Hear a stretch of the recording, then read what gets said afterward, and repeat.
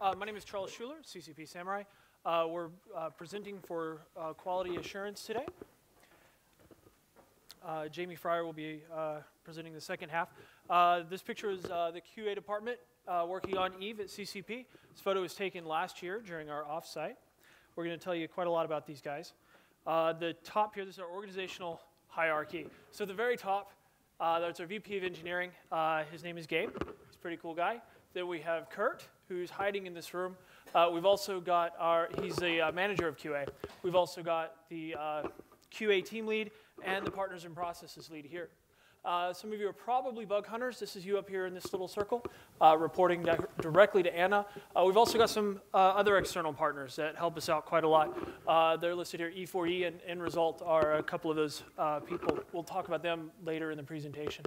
We've also got all of these guys here are mostly the CCP QA department people that are embedded into teams, the QA testers.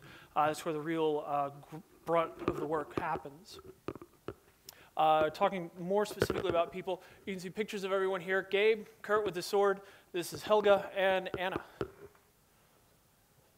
The QA team lead, that's Helga. Her job is really, really important. She manages basically the resource allocation needed by the QA testers for their jobs. And the reason we have to do this is because we develop in multiple branches, and we'll talk about that more later.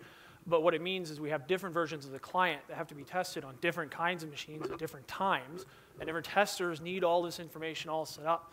And Helga is the person who keeps that a sane process, and she makes sure that the people who are working on absolutely critical functionality can get the resources they need when they need them, and then make sure that everything else that's maybe not so critical also has time on those machines.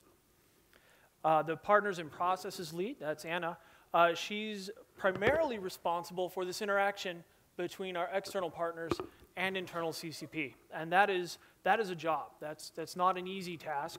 She manages the allocation because what will happen is like someone will say, oh, I need this feature tested by one of our partners. And she has to figure out which partner can do that and who has the resources and how to get them set up to do that. But in addition to all that, she's also responsible for training new staff, figuring out what our internal processes are and maybe how we can do those better and how to document those.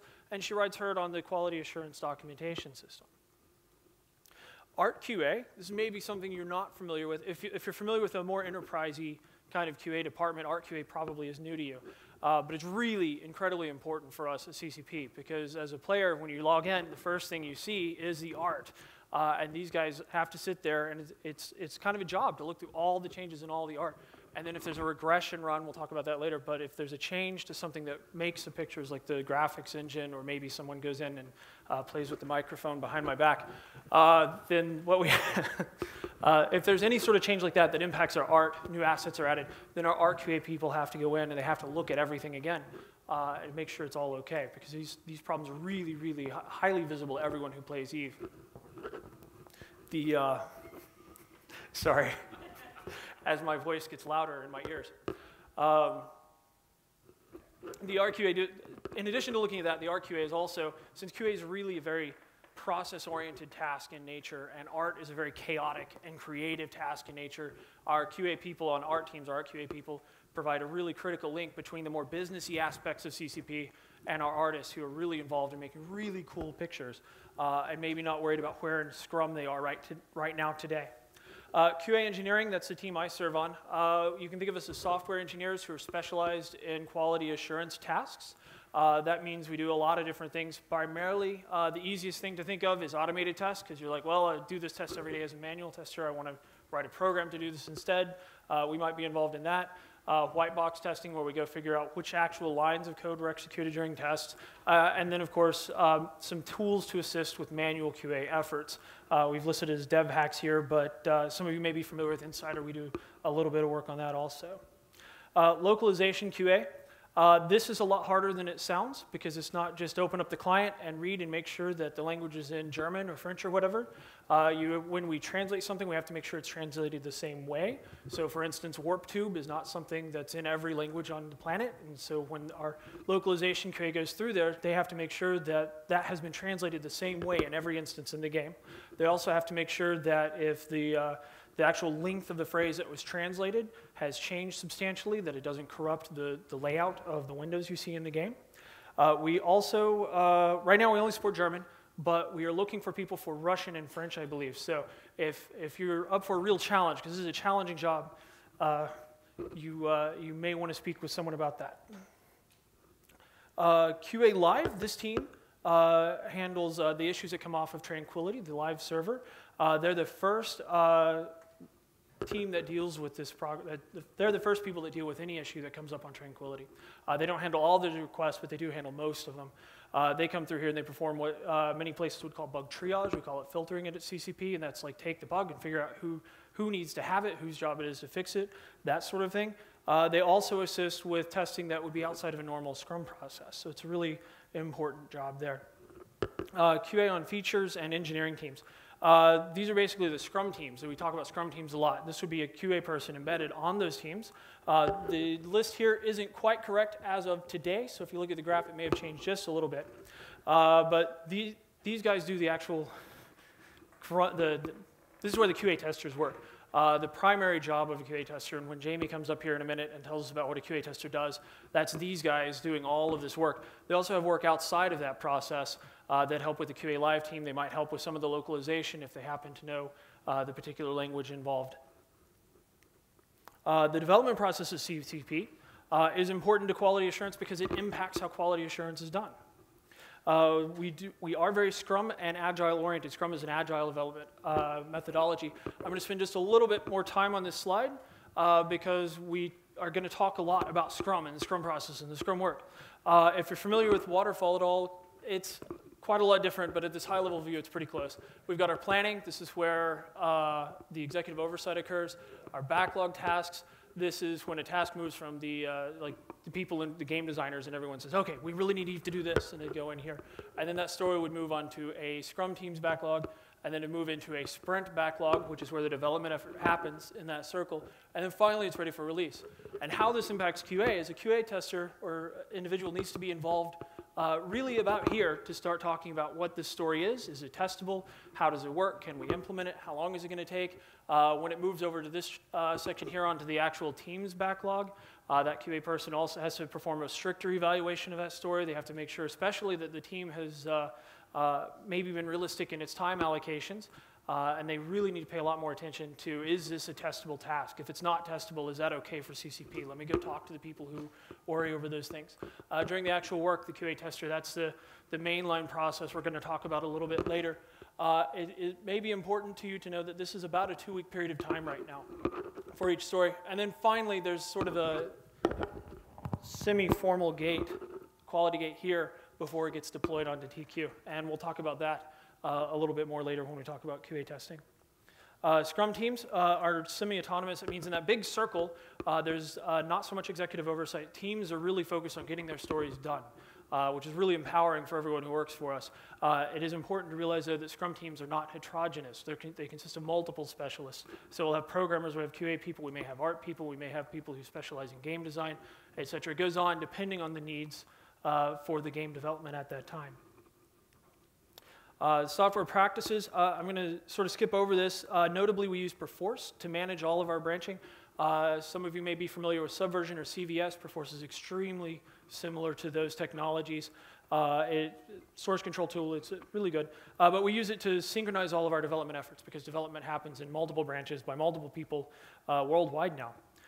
This is a simplified diagram, and I'm not going to talk about that slide because we've got, oh, he took it out. There used to be a bigger picture of this. What we have here is, these are close to feature branches. They're not really, but they're pretty close to feature branches in functionality. Primary development occurs on main. There's quite a lot of testing done here, and then it migrates up to one of these branches here, these staging branches.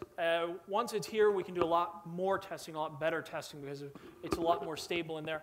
And then finally, it'll migrate over to Eve Tranquility. One of the important aspects of this graph is that process flow or change flow is bidirectional. So it not only goes, it doesn't go just from main to Tranquility, it also comes from these staging branches back to main. This graph here is kind of interesting, highlighting the parallel development.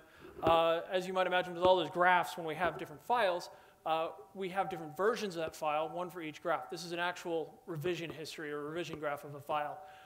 So what you can see here is the file exists in multiple versions and multiple branches, and then we have changes, these little arrows here, are changes being moved between different branches. And so you can see how complicated that is. And so that's why Helga's job is especially complex at times, because part of what she has to do is coordinate with the configuration manager and software on where these changes are, where they're at, and where they need to be tested, and make those changes available to the other QA team testers. We should have, I believe we're at the video now. And after this video, Jamie Fryer will be presenting.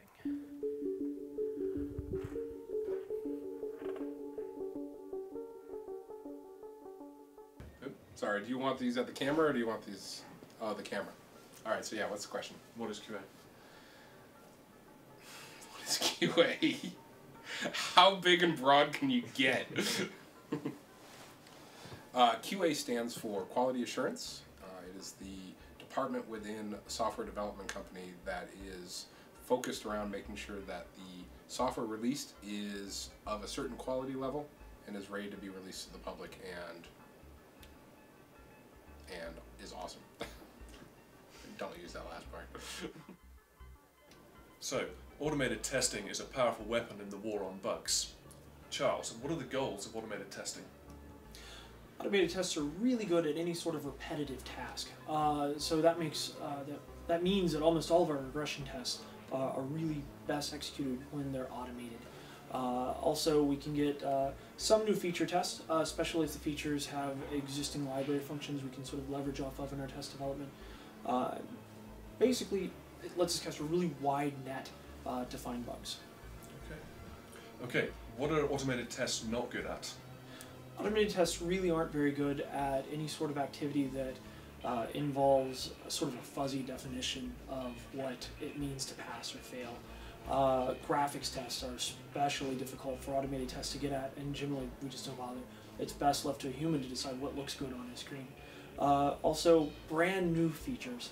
Quite often we don't want to write automated tests for those until after they've stabilized. And that's for several reasons. But one of the biggest and easiest to see is that when you have a brand new feature, we don't have time to write the automated test.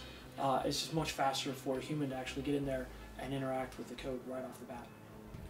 And so this suggests that manual testing and automated testing complement each other very well. How does this work out in practice? Definitely. Automated testing and manual testing are very complementary. For a start, most obviously, we harvest almost all of our regression tests directly out of the manual regression suite. Other than that, we also have tools that we develop to help guys. If you ever find yourself stuck in a task, if you're a QA tester and you find yourself stuck in a task where you're executing the same test over and over again, and it's very, very algorithmic and repetitive, we definitely want to know about it so we can go ahead and automate that for you. And we have varying levels of automation we can support. For instance, if you really just want something partially automated and don't mind having a specialized script that only you know how to run, then we can do that for you also. And that might get rid of most of the grunt work. So. Okay. So, many tools available in the war on bugs. The Equipment Certification and Anomaly Investigations Division, most commonly referred to as the Bug Hunters. With a highly advanced cockroach frigate, these ECADE agents are mobilized to analyze New Eden in order to maintain the quality equilibrium of the universe. Service guarantees citizenship. Would you like to know more? Is QA hard work? QA is very hard work. It's harder than a bag of concrete. So, to kill the bugs, we must understand the bugs. I'm here with CCP Ganglery, who's going to tell us a little bit about the bug reporting system. So, what happens when players report bugs? The reports go into a queue, which is then monitored by our bug hunter volunteers and internal CCP staff in the QA department. They are gathered up into groups, or if we are able to reproduce one of them, we'll gather all of the reports on a similar case under a single hat, where all of those reports can then be stored and gone through by one of our engineers in an attempt to fix the problem. Mm-hmm. And how useful is this information to CCP? This is usually very useful. It can be very helpful in identifying hardware clashes, for example, where a specific hardware setup runs into some problems, or any other kind of problem that players run into. This is a very good way for us to know where we should be trying to fix things. Okay. And so when I'm submitting one of these bug reports, what information should I be giving? There should be hardware data, obviously. What OS you're running, what graphics card, what drivers. Your description of the problem is also key in us being able to find and squash it. The more descriptive the report and the better the step-by-step instructions towards that end in the problem being described, and even a description of what you expected instead of what happened can be pivotal in such a case. Okay. Now I've heard about this thing, the log server. What is it? It's a tool that you fire it up prior to the client, and then that tool will monitor the client, gather data, especially the errors will be logged out and point us to where exactly in the code something is breaking. And how can I get this information in the log server to CCP? You should compress it and attach it to a bug report. Okay. Yeah. Now you were talking about reproducing these bugs. What do I do if I can't reproduce the problem that I've seen? We sometimes get those kind of reports, and they are still valid. If we get a lot of these that are describing something that may not be, they're not entirely able to reproduce the problem, but if enough people are running into the same issue and reporting it to us, we will then investigate further. And the more stories or the more descriptions we have of a scenario, the better idea of what's happening we will have. So you might be able to piece together the reproduction steps from many different reports? Yes. Yeah, okay. So that's some good information there from CCP Ganglery. Thanks for your time. Thank you. Anomalies are being reported and eradicated in New Eden at a higher rate than ever before. It is only a matter of time before they are all eliminated. Would you like to know more? Many citizens are helping build a better tomorrow, switching to Singularity in order to fight the war against bugs. I've taken CCP Hypnotic from the battlefield in order to answer a few questions. Hey Hypnotic, how you doing? I'm pretty good. Yeah, good. So I've heard about this Singularity. What is Singularity? Well, Singularity is our public-facing Singularity is our public-facing test server. That's where we allow the players to come in and check out code that we haven't quite released yet, might be putting out to Tranquility in a few weeks or a few months. Mm-hmm. Okay. And how can players help fight the bug effort?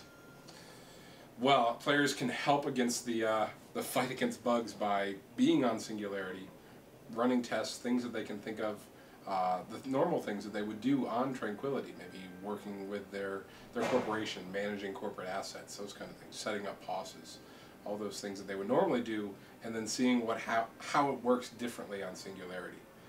Because you never know when it comes to coding and testing what effects a certain change is going to have. You may make a change in the code over here and then not realize that it has an adverse effect through all these other systems. Okay. And are there any rules on Singularity? Yeah, there are a few rules, quite a bit less now than there were a couple of weeks ago. Yeah. But there are a few rules, and you can find those on the forums. Some examples would be like, well, we used to have a no potting rule, but we took that away now. No hoarding, and no mass purchases. Everything on Singularity is for really cheap prices, so that you can get access to all the equipment that you want or need. But just because you have several trillion ISKs in your corp wallet and there are billions of battleships available for sale, doesn't mean that you should buy them all. Yeah. In fact, that actually can have a very negative effect on Singularity. The system wasn't built to be able to handle billions and billions of items being transferred at one time. So it can really, hurt the database on Singularity and hurt the testing efforts of other people. Okay. Now I've heard about these special events that are run called mass tests. How does regular testing on Singularity differ to these mass tests? Sure. Well, testing on Singularity is very important to us and is very useful for us. But it is more general testing. Generally, whatever the players do on Singularity is what gets tested. Now, when it comes to a mass test, though, we find it's so much better to be able to have a targeted test, to have CCP staff on hand directing the testing, have a test plan. We spend weeks and months writing our test plans here in QA. So having that test plan, having a dedicated way to harvest and filter feedback and get that to the people who need it to be able to affect positive changes to the code that they're trying to put out or trying to put together, that is just great. That's amazing. That's wonderful testing for us. It's really focused and gets us the answers that we need. Okay. So thanks to CCP Hypnotic, that's some awesome information about Singularity, the public test server. Get on it, find those bugs. All around New Eden, pilots are doing their part, scanning and analysing to great depths in New Eden in an effort to eradicate any unwanted anomalies from the universe. For those who find an anomaly, they report it to the elite ECADE agents. They are doing their part. I'm doing my part. I'm doing my part. I'm doing my part. Why is QA vital? QA is vital because why is QA vital? Because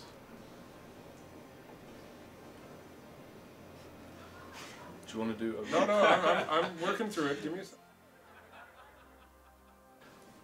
I know why it's vital. I'm just working through the answer and how to say it in my head here. All right. QA is vital because the public perception of quality in a product has an effect on how well that product is going to sell in the future. EVE Online is no different. If the quality of EVE goes up, our sales go up because people tell other people about how great it is and how much fun it is to play and how bug-free it is. That makes more sales. If the quality goes down, we have a negative impact on sales. The bugs of New Eden are being eliminated. The universe is entering its most stable state yet. But the effort will never end. We need bug hunters like Newmind or Tridamite, bug hunters like you. Remember, service guarantees citizenship. They'll keep fighting, and they'll win.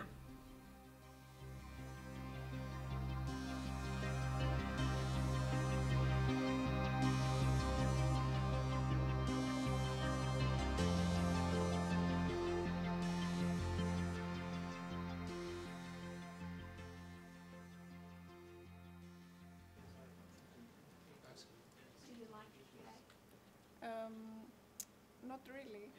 If it wasn't for QA, then my stuff wouldn't break. They just keep breaking it, especially Ian. Also, he's always talking to me and interrupting me.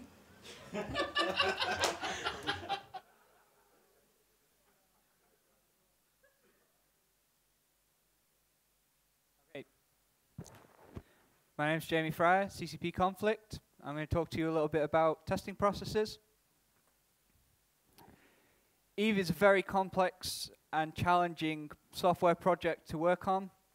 The testing of EVE requires a strong amount of product knowledge. The code itself is very complex. It works in parallel. It works with some of the most sophisticated hardware used in MMOs today. And to add to this, the software is made in parallel by features and branches, and this all has to be stuck together by our crazy fearless programmers who have the challenge of keeping this all going and running smoothly. EVE changes at a rapid rate. We deploy new expansions regularly throughout the year. To do this requires a lot of work, and on top of this, we are always trying to do new things that haven't been done before, like face shaping for the new character creator was a new technology that we developed for character creation. And I'm going to move on to talking about the battle. There's a constant battle to keep the quality of EVE as best as we can make it. Quality is not just the absence of bugs, it's the usability, how well you guys like the feature.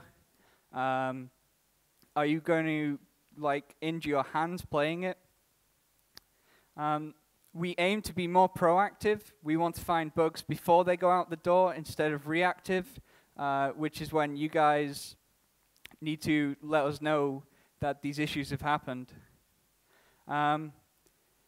It's not always so easy. Like, everyone wants to work the hardest, and to keep up with people who are dedicated, like our Eve developers, you really have to keep your game up.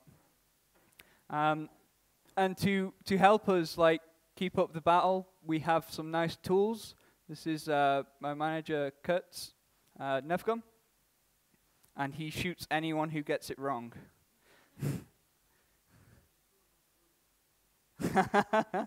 Yeah, the Boutini guy was a special exception. So, what are the tools of QA other than Nerf gunning people who get it wrong? We have processes such as code reviews before a developer commits code to our code branches. Another developer will make sure that their code meets our coding standards. We have processes for dealing with our defects to make sure that a developer doesn't just decide to make his bug disappear out of our defect tracking system. And we work with agile development, and we're always adapting things. Obviously, new features need new styles of testing, but quality assurance testing itself is as old as good software. There's still some constants in our testing, which I'll talk about in the future slides. Most of the QA testers in QA are dedicated to a Scrum team. They work solely with the people in their Scrum team, and they're responsible for the quality of the feature which originates from that Scrum team. For example, a tester in Best Friends Forever team would be responsible for the things that you're reading about now, for like the little things. And previously, in their previous work, they would have been responsible for the incursion feature. So when we're executing testing, we need a plan. We need to know when we're going to test it, how we're going to test it, and we need to create defects from the issues that we find. Finding defects and turning them,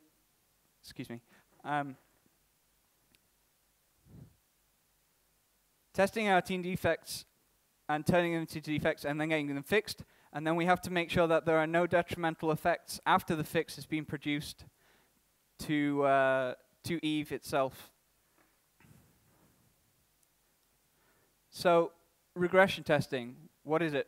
Regression testing is going over completed features and making sure that new changes, fixes, or features don't have a detrimental effect to the quality of Eve.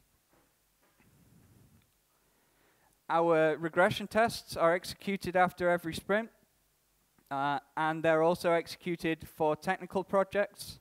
Notable technical projects are things like UI Core, which we shipped during Tyrannus, 64-bit inventory, this was also shipped during Tyrannus, and most recently, we've been working on the inventory codification.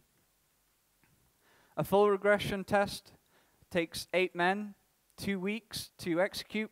There comes a point where you only get the diminishing return for the amount of time investment that you get in executing regression tests.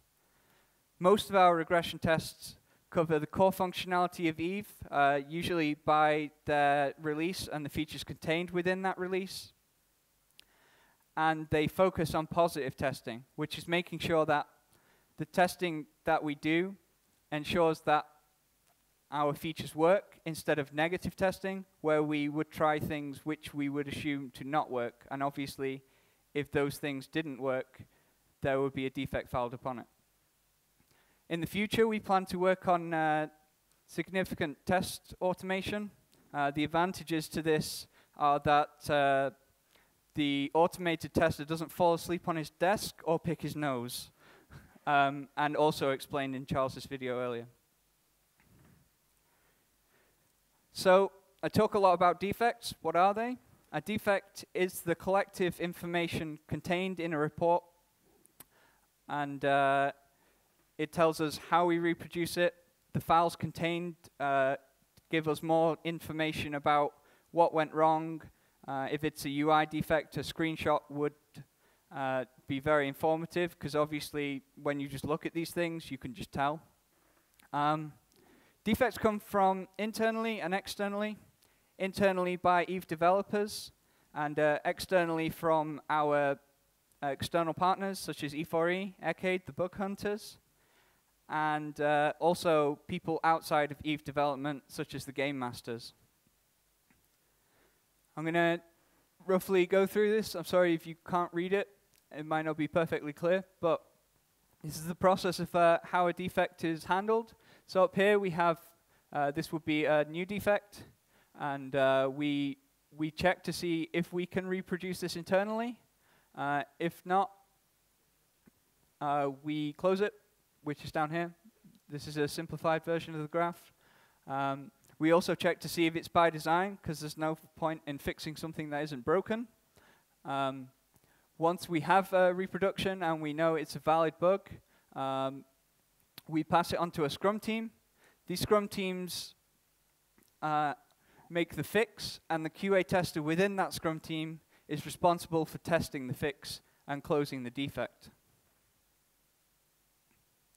So a lot of you might notice that when Tranquility comes up after a release date, that the server is in VIP mode and there's like 20 people, and you're wondering, what are they doing? We're doing dry run testing. Dry run testing covers a small amount of Eve functionality which is core to the game, and we test a wide scope as we can. We execute it immediately after the server comes up, and after this we perform patch testing. Patch testing is very useful because we could put like retrievers with rainbows in and all sorts of crazy nice stuff, but if you can't actually launch the client or patch to this version that the server's on, then it's a wasted patch. Once the server is open, we monitor this and make sure that if we've missed something, we get on the ball right away. You probably noticed these in client updates, recent after deployments, where we've made the fix as fast as possible so that you guys don't have to suffer in pain with a bug. A most notable example of this is the golden retriever. I was sitting at my desk at 3 in the morning and I was like, whoa, what is this? And yeah, that was an interesting night. I honestly thought it was an April Fool's joke. And finally, GMs monitor and get in touch with us if something is really going wrong, and they have a mountain of petitions on the same issue, and we get right on the ball with that. QA has a numerous number of third-party testers, as I mentioned, Arcade and E4E. Our E4E partners perform regression testing. They test our dungeons and exploration sites, and they also supplement our internal feature testing of new features.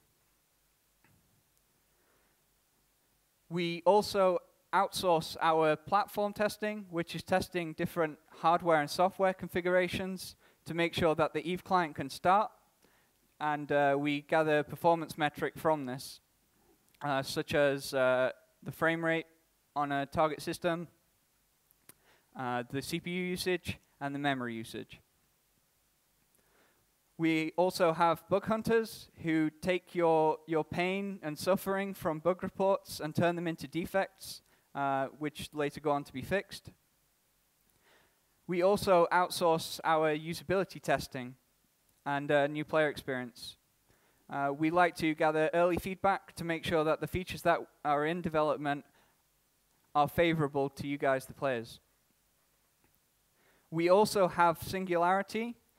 Singularity is where new features are tested by the players, you guys, and you are definitely third party to this.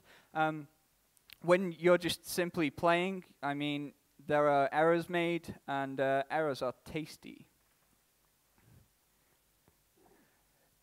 So we don't just have our internal defect tracking system, we have a numerous amount of ways to gather data and feedback on the things you like, on the things you don't like, and on the things which are broken. And these are these methods. You guys don't just report what you don't like and what's broken, but you tell us a lot of these things. Staying on top of all of this, there's 360,000 Eve subscribers and 30 QA testers, so we pick up on a lot of it, but it's just impossible to follow it all at the same time. So let's look at how these test processes come together. We start from a macro high-level planning level, where we gauge the need for testing. We perform the testing methods I've already explained, and we go on to a hardening sprint, which is where we try and make our features as solid as possible. And then we go on to our more shallow testing in the release, such as dry run testing and feedback monitoring. So, how many of you guys have been on Singularity? That's good. As explained before, Singularity is our public testing server for new features. We now also have Duality.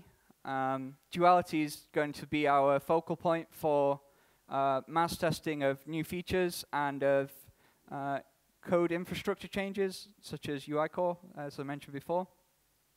We have 8 reference test servers. These are servers which run all the way as far back as to Trinity, up to Incursion 1.1. These help us identify the inception of a bug into the Eve codebase if we need to do that.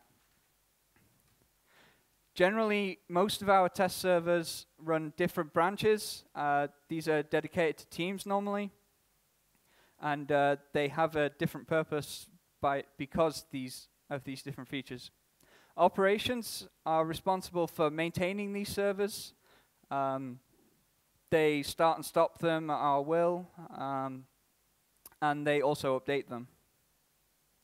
A QA tester usually has like 16 to 20 Eve installs, like one for every server if they need to, and this generally eats your hard drive alive. We test across multiple servers to find, for example, a bug from main would always be on our chaos server, and we try and identify and locate the inception of a bug through code branches which are currently in development, and not only from a historical point of view. So, do you want to know more? No, I didn't think so.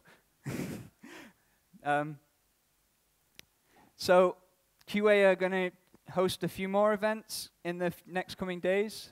We have the QA roundtable with the QA manager, Kurt, Anna and Helga, who are our leads, and Action Man, Rory. He's a very adept mountaineer. We have our bug hunter recruiting session, where we'll give you guys access to some of our internal tools. This is on Saturday at 10 a.m. We'll also help you write the best possible bug reports that you can, so when they're reported to bug hunters, you don't have the frustration of having it returned to you. We also have QA enslavement or recruitment. You can take your pick. If you want to find out about that, there are HR representatives walking around with recruiter dev shirts on their back, or you can find a wild Kurt who roams the building. Are there any questions?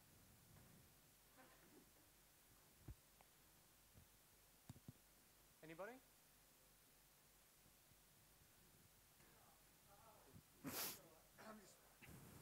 I'm just curious, what's the ratio between automated testers and manual? Is it like 50%, or is it just a couple automation, or what? Did you say automated test stores or automated tests? Automated testers. Testers. If you count my team, we have 3 automated testers writing the test scripts. The way we've structured our automated testing approach allows for distinction between a script and a case. So one script can produce several test cases. And I think the last time I looked at the database, there were something like 5,000 test cases and 120 test scripts. Any more?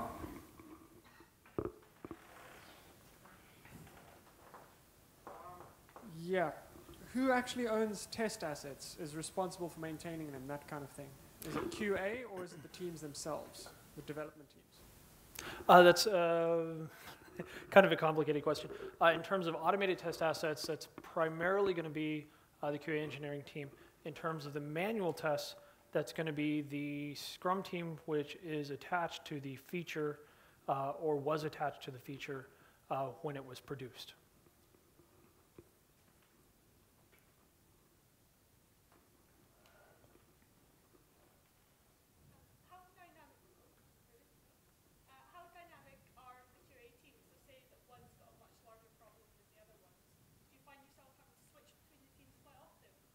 So just to, because this wasn't in the microphone, the question was, did I get this right? How dynamic are the Scrum teams for QA testers? Yeah. I'd say we generally, at release planning, we allocate our teams, and it's very uncommon for a QA tester to switch teams between release, but obviously if we feel a particular area is a high risk, then we will allocate more QA testers to that feature.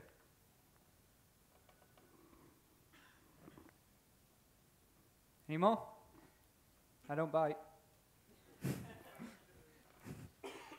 If you ask me nicely later.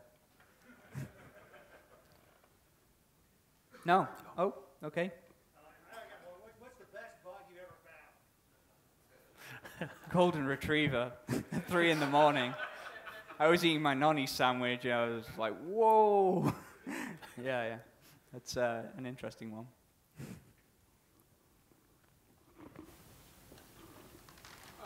You guys say you kind of have the teams develop in Scrum. How do you prevent management interference? Is it just planning, testing, and whatnot at an early stage in the planning?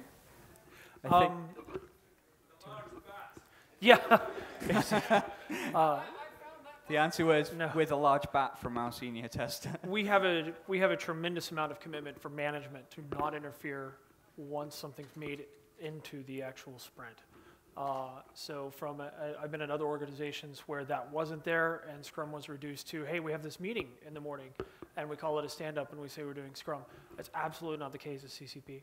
But a QA tester's job on that team, they're often really very process-centric. So it often is a QA person that's saying, no, you can't have this, or if you want it, we've got to throw off one of these other stories. And so it does happen, of course, and it's really kind of a fight occasionally when it does happen. The backlog is a backlog once it gets into the sprint, and there's a lot of changes before that, and the team can drive changes also. I mean, it's an evolving process, and it's called agile, so it can be really reactive. But I think the single most driving factor in making Scrum work is you have to have a commitment from the management to accept the fact that they have to let go when it goes into the sprint. No more? I'd just like to say the QA recruitment is in the dining hall at 2 o'clock on Friday. So if you want to come there, I will be there answering any questions that you might have. Okay, thank you. Thanks for coming. Thank you, guys.